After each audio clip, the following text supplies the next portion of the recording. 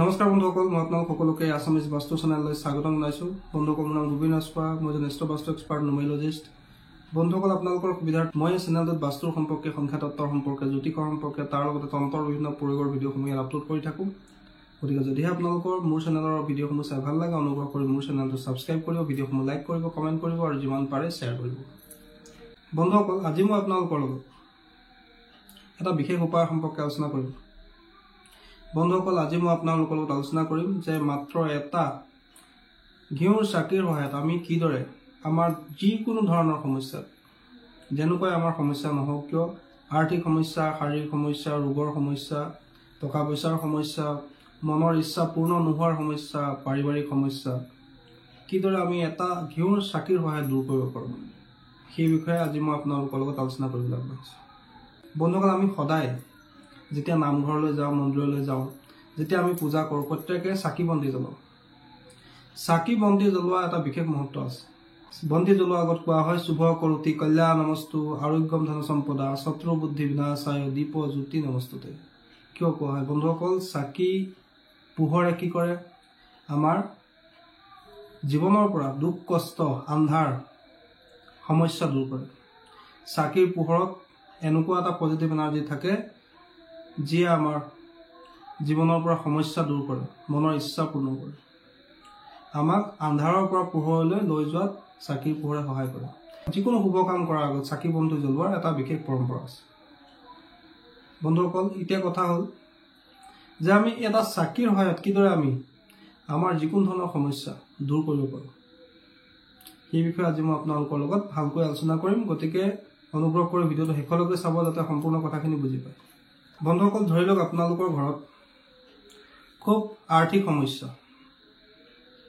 আপোনালোকৰ ঘৰত পঢ়া শুনা কৰা ল'ৰা ছোৱালী আছে, কিন্তু তেওঁলোকে জীৱনত উন্নতি কৰিবৰ কাৰণে কোনো ধৰণৰ সুবিধা লাভ কৰিব পৰা নাই। জীৱনলৈ তেওঁলোকৰ সুবিধাই নাহে। আপোনাৰ ঘৰত বিবাহযোগ্য কন্যা সন্তান আছে, ল'ৰা সন্তান আছে, কিন্তু আপোনালোকে মনে বিচৰা কোনো ধৰণৰ সম্পৰ্ক বিচাৰি পোৱা নাই। সেই ক্ষেত্ৰত আপোনালোকে এটা ঘিউৰ চাকি আপোনাৰ ঘৰৰ উত্তৰ দিশত, আপোনাৰ ঘৰৰ ভিতৰতে উত্তৰ দিশত এটা ঘিউৰ চাকি জ্বলাব লাগে আৰু তাত দুটা লং দি দিব লাগে। লং আপোনালোকে চিনি পায়, মছলা হিচাপে যে ব্যৱহাৰ কৰা হয়, সেই লঙৰ কথা কৈছোঁ। সেই ঘিউৰ চাকিটোত আমি দুটা লং দি দিব লাগে আৰু সেই ঘিউৰ চাকিটো মাটিৰ হ'ব লাগে আৰু সেই চাকি জ্বলাব লাগে আমি সন্ধিয়াৰ সময়ত। আমাৰ ঘৰৰে উত্তৰ দিশতে আমি এটা ঘিউৰ চাকি জ্বলাব লাগে, তাত আমি দুটা লং দিব লাগে আৰু সেই চাকি গছ আমি কণ্টিনিউ 21 দিন জ্বলাব লাগে। যি ইচ্ছা আমাৰ মনত আছে, ধৰি লওক মোৰ সন্তানৰ যাতে ভাল এটা জীৱিকা লাভ কৰে বা চাকৰি লাভ কৰে বা সুবিধা লাভ কৰে, মোৰ সন্তান বিবাহযোগ্য হৈছে, তেওঁৰ কাৰণে ভাল বৰ বা কন্যা যাতে লাভ কৰোঁ, সেই ইচ্ছা আপোনাৰ মনত ৰাখি আপোনালোকে আপোনাৰ ঘৰৰ উত্তৰ দিশৰ কোনোবা এটা স্থানত সন্ধিয়াৰ সময়ত ঘিউৰ চাকি এটা জ্বলাব, দুটা লং দি পেলাই, আৰু কণ্টিনিউ 21 দিন জ্বলাব। চাব আপোনালোকৰ জীৱনলৈ সুবিধাৰ বাট মুকলি হ'ব। যদি আপোনালোকে নিজৰ পুত্ৰ বা কন্যাৰ কাৰণে বৰ বা কন্যা বিচাৰি আছে, সেই ক্ষেত্ৰতো আপোনালোকৰ সেই সমস্যা খুব কম দিনৰ ভিতৰতে দূৰ হৈ যাব। দ্বিতীয়তে, যদি আপোনালোকৰ ঘৰত পঢ়া শুনা কৰা ল'ৰা ছোৱালী আছে, তেওঁলোকে পঢ়া শুনাৰ প্ৰতি একেবাৰে মন নিদিয়ে, আপোনাৰ হাজবেণ্ডৰ লগত কথা নিমিলে, ল'ৰা ছোৱালী পঢ়িবলৈ মন নকৰে, আপোনাৰ কথাও নুশুনে, সেই ক্ষেত্ৰত আপোনালোকে এটা ঘিউৰ চাকি আপোনাৰ ঘৰৰ উত্তৰ পূব দিশত জ্বলাব লাগে, দুটা লং তাতো দি দিব লাগে আৰু ইয়াক কণ্টিনিউ 21 দিন ফ'ল' কৰিব লাগে। অৰ্থাৎ প্ৰত্যেক সন্ধিয়া আপোনালোকে আপোনাৰ ঘৰৰ উত্তৰ পূব দিশত, অৰ্থাৎ নৰ্থ ইষ্টত এটা ঘিউৰ চাকি জ্বলাব লাগে, দুটা লং তাত দি দিব লাগে আৰু এই প্ৰয়োগটোকে কণ্টিনিউ 21 দিন কৰিব লাগে। যদি আপোনালোকৰ ওচৰ পাজৰৰ ব্যক্তিসকলে আপোনাক খুব হিংসা কৰে, আপোনাক ভাল চকুৰে নাচায়, আপোনাৰ সামাজিক কামত বিভিন্ন শত্ৰুৱে আমনি কৰে, আপোনাক ইমেজ বেয়া কৰিবলৈ চেষ্টা কৰি থাকে, বা আপুনি যদি চাকৰি কৰি আছে, প্ৰমোশ্যন যদি আপুনি বিচাৰিছে, প্ৰাইভেটেই হওক বা গভৰ্ণমেণ্ট জবতে হওক, বা যদি আপুনি বিচাৰিছে যে আপোনাৰ সন্তান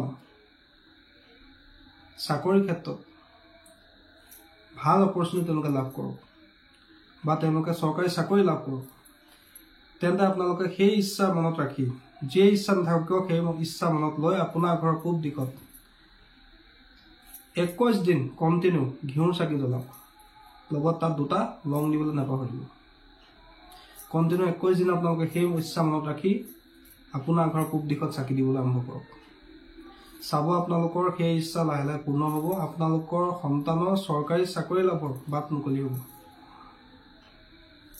যদি আপোনালোকৰ বন্ধুসকল ধন টকা পইচা খুবেই সমস্যা, ব্যৱসায় কৰে, ব্যৱসায়ত বিশেষ আপোনালোকৰ লাভ নহয়, ক'ৰবাত পইচা ফচি আছে, বিল ফচি আছে, বিল পাবলৈ আছে কিন্তু বিলটো পোৱা নাই, বা কোনো ব্যক্তিৰ ওচৰত পইচা ফচি আছে, পইচা খুজিলে আজি দিম কালি দিম কৰি থাকে, বা আপুনি ব্যৱসায় কৰা দোকান আছে আপোনাৰ য'ত ত'ত বাকী সোমাই গৈছে কিন্তু বাকী দিব লগা কেইজনে আপোনাৰ ফোনে ৰিচিভ নকৰে, আপোনাক লগেই নকৰে, সেই ক্ষেত্ৰত আপোনালোকে আপোনাৰ ঘৰৰ দক্ষিণ পূব দিশত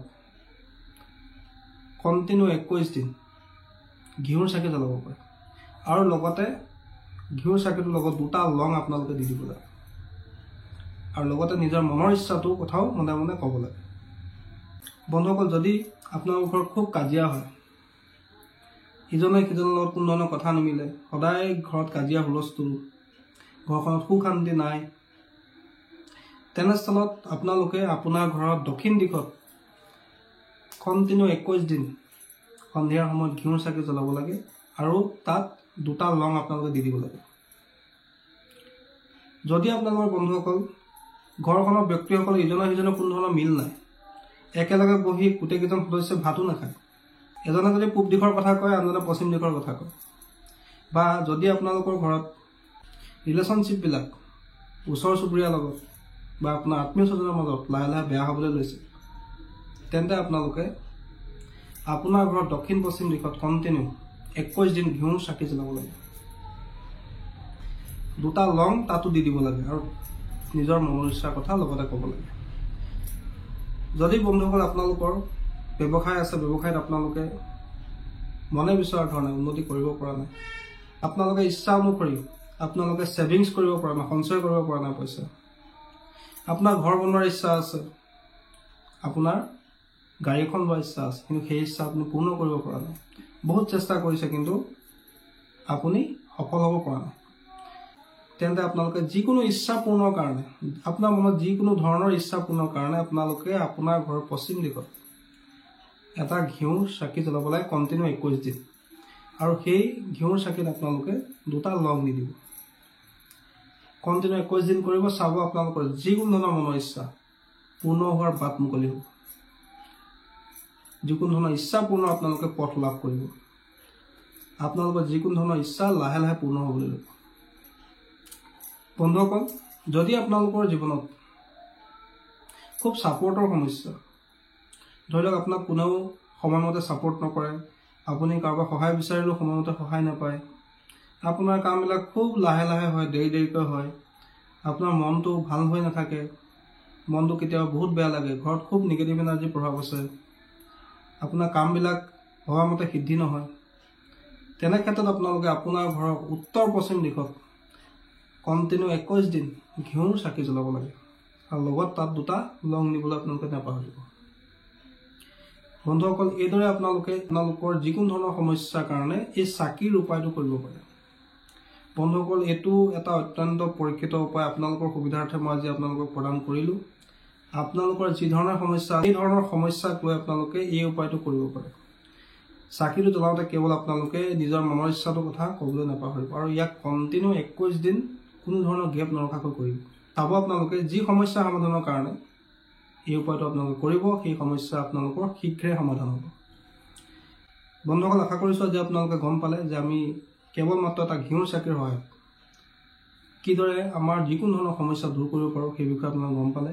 আশা কৰিছোঁ আপোনালোকৰ ভিডিঅ'টো চাই ভাল লাগিলে। যদি ভাল লাগিলে অনুগ্ৰহ কৰি ভিডিঅ'টো লাইক কৰি দিব, কমেণ্ট কৰিব আৰু মোৰ চেনেলটো ছাবস্ক্ৰাইব কৰিব। ধন্যবাদ।